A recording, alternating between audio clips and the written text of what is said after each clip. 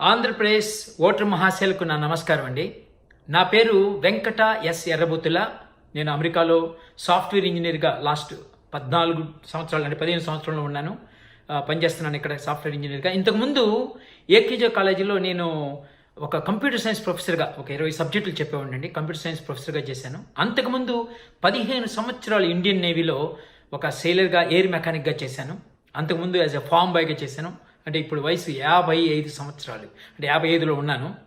So ఒక రకంగా చెప్పాలంటే ఆఫ్రికాలో ఒక 2 months అన్ని దేశాలు చూశాను. Tanzania, Kenya, Madagascar, Malaysia, south Africa ఇవన్నీ చూశాను ఇండియన్ నేవీలో ఉన్నప్పుడు. ఆ తర్వాత European countries couple of countries చూశాను. చైనా చూశాను, దుబాయ్కి వెళ్ళాను, మొన్న సౌత్ ఈస్ట్ ఏషియన్ కంట్రీస్ కొన్ని చూశాను, అమెరికాలో అంతా తిరిగాను. ఇంత బయోడేటా మీకు ఎందుకు చెప్తున్నానంటే, నేను మీకు మీ పాదాలకు నమస్కరించి ఒక విజ్ఞప్తి చేయడానికి వచ్చా. ఏంటి విజ్ఞప్తి అంటే, ఈ రోజున భారతదేశంలో అనుకున్నంత ప్రగతి లేదండి. మీ అందరికీ తెలుసు, ఒకప్పుడు మీరు వినేమంటారు, చిన్నప్పుడు మనం చదువుకున్నాం, ఒకప్పుడు ప్రపంచం మొత్తానికి అగ్రగామి దేశం భారతదేశం. అంటే అక్కడికి వచ్చి అక్కడ యూనివర్సిటీలు, నలంద యూనివర్సిటీ, ఓల్డ్ యూనివర్సిటీస్లో అక్కడ యూనివర్సిటీలు చదువుకోవడానికి భారతదేశం నలుమూలల నుంచి వచ్చి ప్రపంచం నలుమూలల నుంచి భారతదేశానికి వచ్చేవాళ్ళు. ఈ రోజున నేనే కాదండి, ఎంతోమంది, లక్షల మంది బయటికి వెళ్ళి పనిచేస్తున్నాం. భారతదేశంలో ఇంకా డెవలపింగ్ కంట్రీ, చిన్న చిన్న south east Asian countries, Singapore, Malaysia, Philippines, Indonesia, అవి కూడా మనకంటే ఎక్కువ జీడిపి ఉంది, ఎక్కువగా ప్రగతి ఉంది.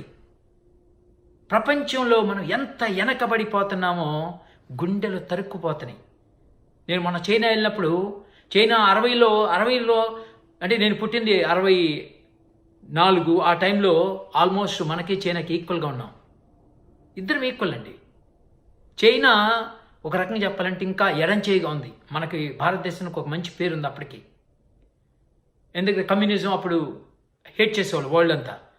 కానీ ఇప్పుడు మనకంటే 5 రెట్లు ఆర్థికంగాను ఈ రోజున ప్రపంచానికే తలమానికంగా చైనా తయారవుతుంది. మనం మాత్రం అలానే ఉన్నాం, డెవలపింగ్ స్టేట్. ఇంకా చిన్న చిన్న కంట్రీస్, ఈ సింగపూరు, మలేషియా, ఇండోనేషియా, ఫిలిప్పీన్స్, ఇవి కూడా మనకంటే సుఖంగా ఎక్కువ డబ్బుతో ఉన్నాయి. మన భారతదేశంలో మాత్రం ఇంకా డెవలపింగ్ కంట్రీస్. కాకపోతే ఏంటంటే మన అదృష్టవనాలు, దురదృష్టవనాలు మనకు చుట్టుపక్కల కంపేర్ చేసుకోవడానికి బంగ్లాదేశ్, పాకిస్తాను, శ్రీలంక, వాటిని చూసి చంకలు గుద్దుకుంటున్నాం. ఇంత అధ్వానంగా, మీకు తెలుసు అధ్వానంగా ఉందని. మీరు చెప్పండి, ఈ రోజున పేదరికం ఎంత ఎక్కువగా ఉందండి భారతదేశంలో. భారతదేశంలో ఓన్లీ రిచ్ పీపుల్, చాలా హెవీలీ రిచ్. అంటే ప్రపంచ ధనవంతులతోటి పోటీ పడే ధనవంతులు ఉన్న దేశం భారతదేశం. కానీ పేదరికం అంతటికంటే అధ్వానంగా ఉంది. అంటే వ్యత్యాసం విపరీతంగా ఉంది. ఇది ఒక ఇదైతే, రెండోది సమాజంలో విలువలు రోజు రోజుకి పడిపోతున్నాయి. అంటే ఇతర దేశాలతో కాంపిటీషన్ లేదు. సరే, ప్రజలు ఏమన్నా తక్కువ టాలెంటెడ్ అంటే ఈ రోజున ప్రపంచం అంతా చెప్తుంది. ఇండియాలో ఉన్న యూత్కున్న కమ్యూనికేషన్ స్కిల్స్ కానీ, ఇంటెలిజెన్స్ కానీ, హార్డ్ వర్కింగ్ నేచర్ కానీ ప్రపంచంలోనే అతి అరుదు. అంటే అన్నీ ఉన్నాయి, కానీ అల్లుడు నోట్లో సీన్ ఉంది అన్నట్టుగా ఈ రోజున భారత యువత, ఎంత టాలెంటెడ్ యువత, ఎంత టాలెంటెడ్ మనుషులు ఉండి కూడా భారతదేశం ఇంకా దారిద్ర్యంలో చిక్కుకుపోయిన పేదరిక రక్కసికోరలో ఉందంటే కారణం ఎవరండి? ఎవరు? నాకు తెలిసింది ఒకటే, ధనిక భేద వర్గ వ్యత్యాసానికి కారణం వాళ్ళే. భారతదేశం ఉన్నతంగా అభివృద్ధి చెందకపోవటానికి కారణం వాళ్ళే. అండ్ సామాజిక విలువలు పడిపోయినాయి. ఎక్కడ చూసినా అవినీతి విలువలు చిన్న చిన్నగా పడిపోతూ ఉన్నాయి. వీటన్నిటినీ కారణం ఒకే ఒకటి, రాజకీయ విలువలు లేనితనం, విలువలు లేని రాజకీయం, విలువలు లేని రాజకీయ నాయకులు. నేను 6 నెలలుగానే రాజకీయం నేర్చుకుంటాను. నేనేమి పెద్ద రాజకీయ పండితుడిని కాదు.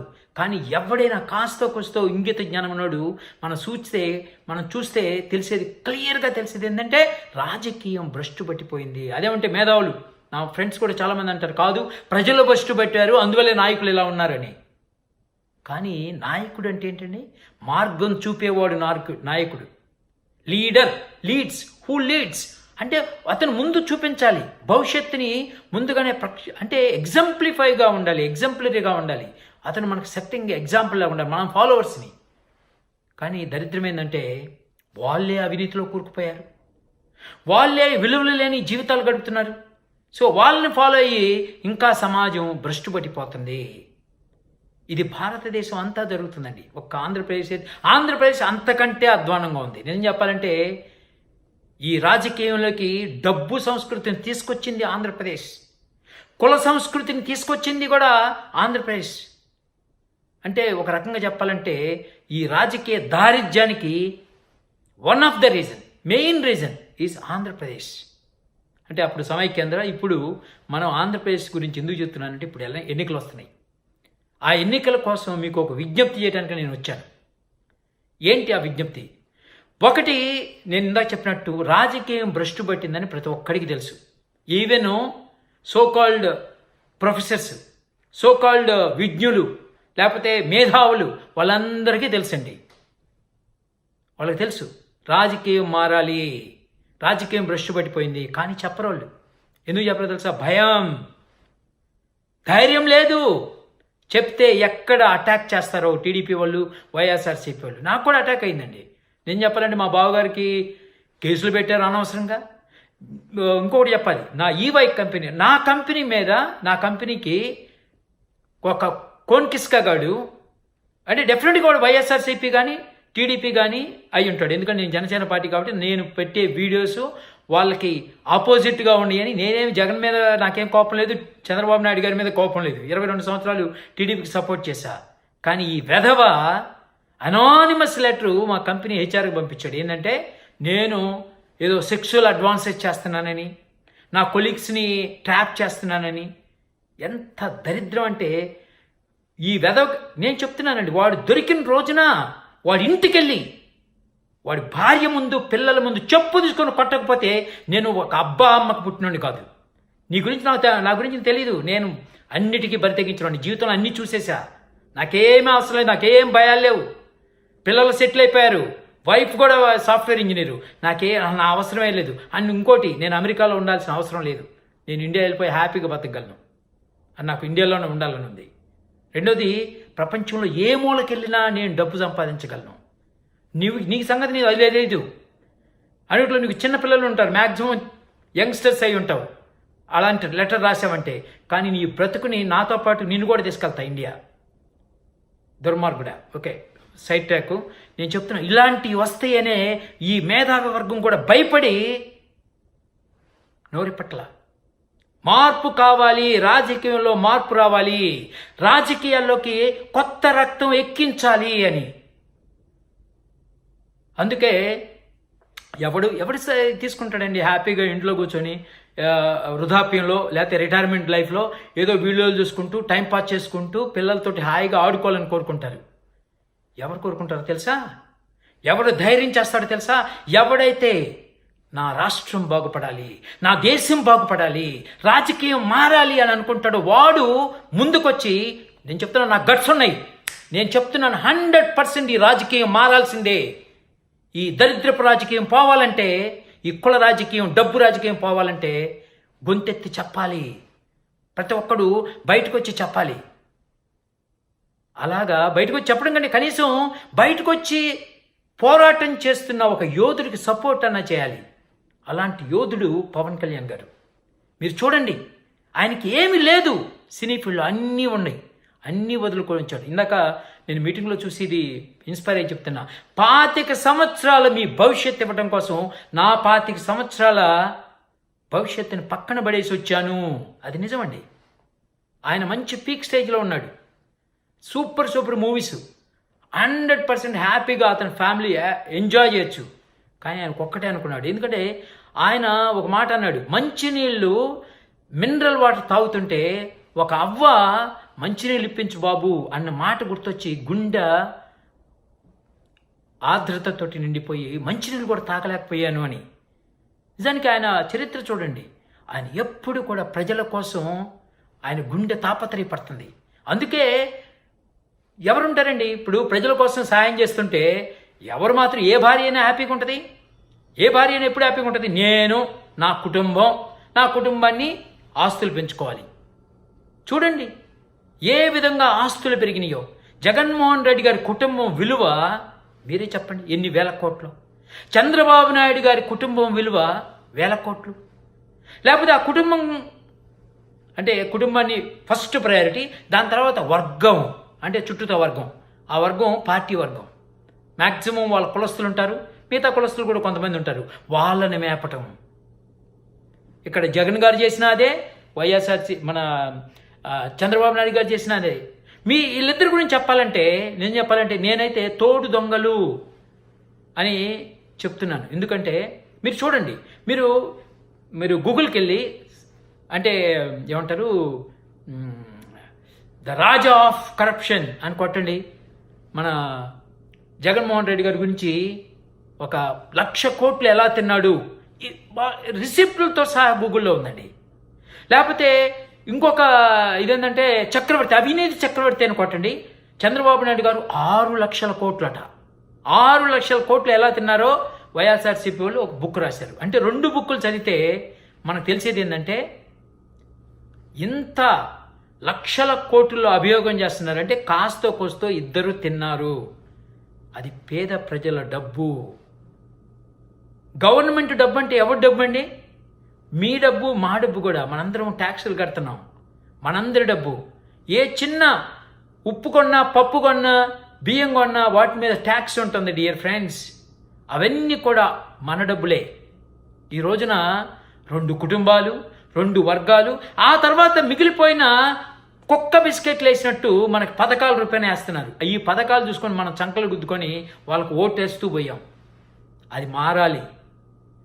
ఏ నాయకుడైతే ముందు ప్రజలు, మనదేంటండి ప్రజాస్వామ్యం అంటే ప్రజల ముందు తర్వాత మనం అనే రాజ్యం కావాలి.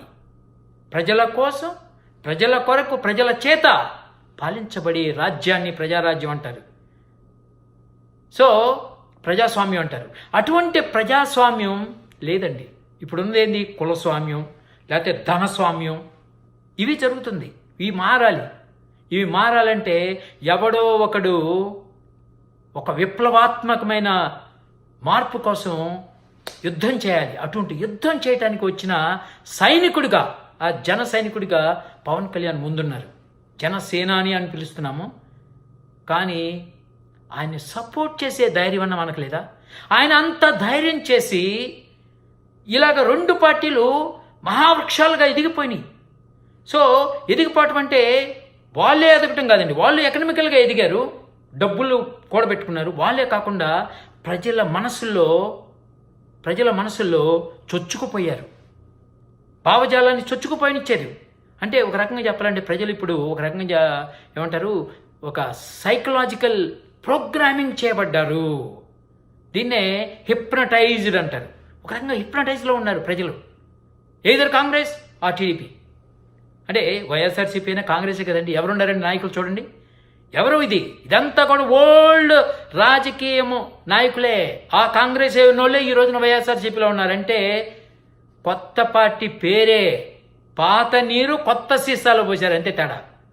అలాగనే టీడీపీ అయితే వచ్చినప్పుడు బాగా చేసింది, రోజుకి దిగజారిపోతుంది విలువలు. 5 సంవత్సరాల పరిపాలన చూస్తే మనకు తెలిసిపోతాయి. చంద్రబాబు నాయుడు గారికి కంప్లీట్గా ఓటు అడిగే అర్హత కోల్పోయారు. ముఖ్యంగా మనకి కావలసిన ప్రత్యేక హోదా తేవటంలో అట్టర్ ఫెయిల్యూర్ అయిపోయారు. సో ఈ విధంగా 2 పార్టీలు అవినీతిలో కూరుకుపోయి ఉంటే ఒక అవినీతి అంటని మగమహారాజు ఆయన. నేను మళ్ళీ చెప్తున్నానండి, చూడండి ఆయన చరిత్ర. 100 రూపాయలు ఉంటే 90 రూపాయలు ప్రజలకు ఇచ్చేశాడు. అందుకనే కుటుంబాలు కూడా నిలబడలా. ఎవరుంటారు? ఎవరు హ్యాపీగా ఉంటారు?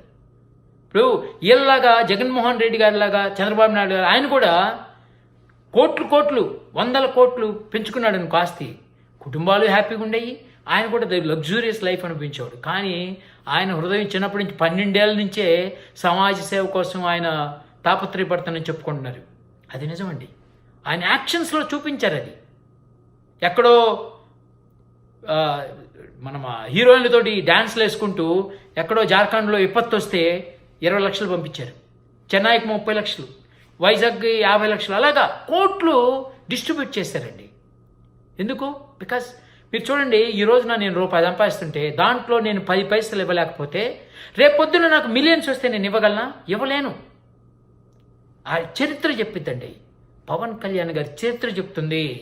ఆయన ప్రజల సొమ్ముని రూపాయి కూడా ఎవరికి తాకనీయకుండా ప్రజల కోసం ఖర్చు పెడతాడు, విలువలుగా తీసుకొస్తాడు రాజకీయంలోకి. ఎప్పుడైతే రాజకీయంలో విలువలు వచ్చినాయో సామాజిక విలువలు మారుతాయి, అవినీతి పోద్ది.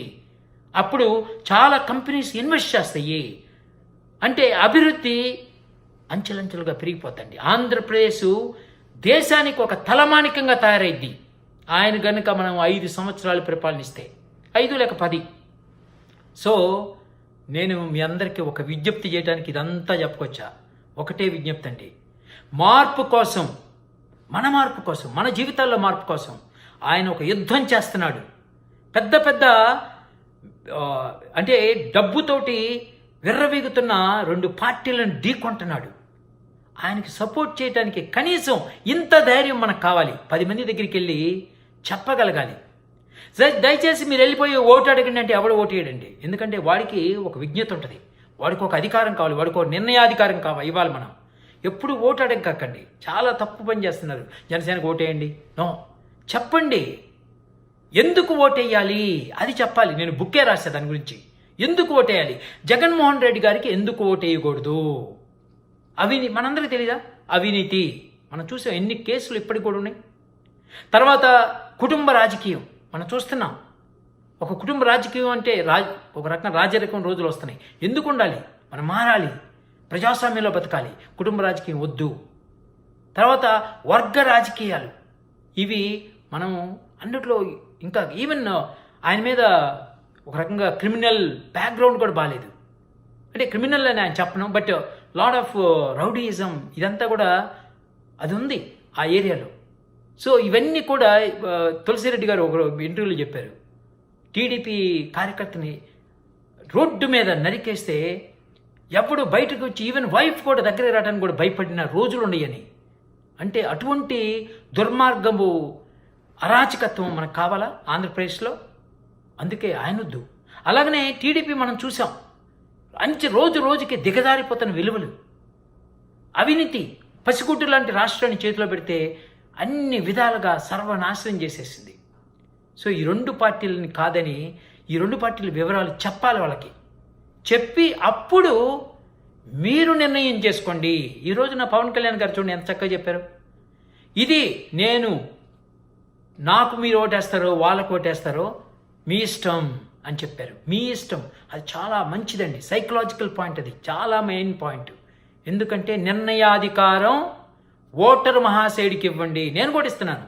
నేను నా మాటలు కాదని నిరూపించాలని మీరు గూగుల్ కొట్టి ఆ బుక్స్ చదవండి, మీకే తెలిసిద్ది. గుండెలు మండుతాయి మీకు బుక్స్ చదివితే. కానీ ఈ రోజున వైఎస్ఆర్సీపీ సపోర్ట్ చేస్తున్న వాళ్ళు కానీ, టీడీపీ సపోర్ట్ చేస్తున్న వాళ్ళు కానీ ఆ ఇంటర్నెట్లో ఉన్న బుక్స్ ఓపెన్ చేయడానికి కూడా భయమండి. వాళ్ళకి ధైర్యం లేదు.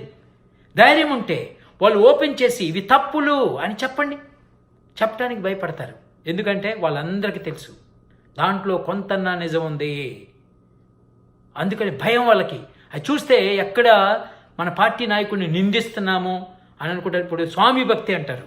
ఆ స్వామి భక్తిలోంచి బయటకు రావాలండి. అదే విజ్ఞత.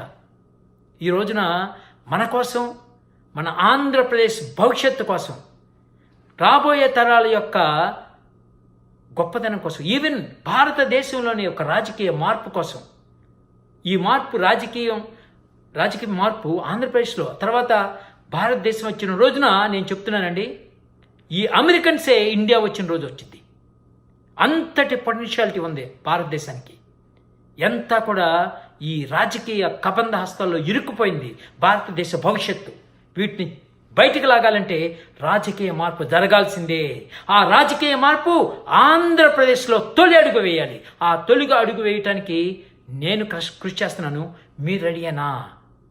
రెడీ అయితే మీరు 10 మంది ఇంటికి వెళ్ళి, 10 మంది చాలండి, 10 మంది ఇళ్ళకెళ్ళి మెసేజ్ చెప్పండి. ఎందుకు జగన్మోహన్ రెడ్డి గారిని గెలిపించకూడదు, ఎందుకు చంద్రబాబు నాయుడు గారిని గెలిపించకూడదు అని చెప్పి, నేనెందుకు ఓటేస్తున్నాను పవన్ కళ్యాణ్ గారికి అని చెప్పి ముగ్గురులో ఇప్పుడు మీకు నిర్ణయాధికారం. మీ ఇష్టం వచ్చినట్టు వేరే ఓటేయండి, మీ విజ్ఞత ఉపయోగించండి, మీ తెలివితేటలు ఉపయోగించండి. మీరు విచక్షణతోటి ముగ్గురు పేర్లు రాసి, సో ఇదిగో ఈయనలో ఉన్న పాజిటివ్స్ ఇవి, ఈయనలో ఉన్న నెగిటివ్స్ ఇవి, ఆయనలో ఉన్న పాజిటివ్స్ అవి, ఆయనలో ఉన్న నెగిటివ్స్, అలాగా ఒక లిస్ట్ ఏర్పరచుకొని వాళ్ళకి నిర్ణయాధికారం ఇవ్వండి. నేను కూడా మీకు నిర్ణయాధికారం ఇస్తున్నాను. నేను బయాస్డ్ అనుకుంటే మీ ఇష్టం, కానీ నేను గుండె లోతులోంచి వచ్చే నిజం, ట్రూత్, ఆ ట్రూత్ అని చెప్పే ధైర్యం ఉంది నాకు. నన్ను ఎవడైనా హాన్ చేసినా, లేకపోతే నాకు ఇలాగ అనానిమస్ లెటర్లు రాసినా, ఐ డోంట్ కేర్. ఎందుకంటే I want to live with integrity. ఇంకెన్నాళ్ళు బతుకుతాం సార్? ఒట్టి చేతులతో వచ్చాం, మళ్ళీ చచ్చేటప్పుడు ఒట్టి చేతులతో వెళ్తాం. మధ్యలో మనం ఒక మంచి పని చేశాను అనే ఒక గొప్ప ఫీలింగ్, ఆ ఫీలింగ్ కోసమే నేను జనసేనకు ఓటేయమని మిమ్మల్ని అందరిని అడుగుతున్నాను. నేను జనసేనకు ఓటేస్తున్నాను. మరి మీ ఇష్టం. నమస్తే. వెంకట ఎస్ ఎర్రబొత్తుల.